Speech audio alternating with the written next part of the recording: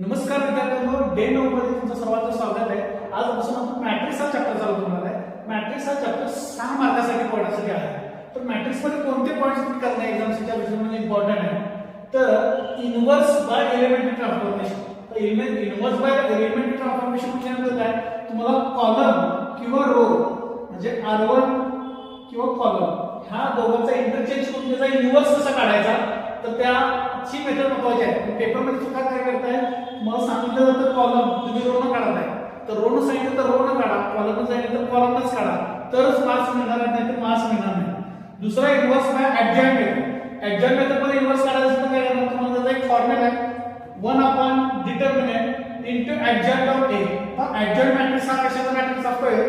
Minor आणि कोफॅक्टरचा matrix. कोफॅक्टरचा matrix असतो, कोफॅक्टरचा तुम्ही ट्रान्सफॉर्मेशन म्हणजे ट्रान्सपोज केला की त्याचं काय होतं, ऍडजॉइंट मॅट्रिक्स होते। त्याच्यानंतर लास्ट याच्यामध्ये ऍप्लिकेशन ऑफ द मॅट्रिक्स वरती क्वेश्चन येण्याची शक्यता आहे की त्याच्यामध्ये 3 सायमल्टेनियस इक्वेशन दिले जातील आणि त्याच्यावर तुम्हाला हा Ax b हा फॉर्म्युला वापरायचा आहे आणि त्याचा इन्व्हर्स मेथड तुम्हाला ते सॉल्व्ह करायचं आहे आणि त्याचं x y z च्या व्हॅल्यू काढायचं आहे। आता आपण बघूया नेक्स्ट पार्ट मध्ये 1 बाय 1 प्रत्येक पॉइंटचे शॉर्टकट आणि कशा पद्धतीने सॉल्व्ह करायचं। थँक्यू।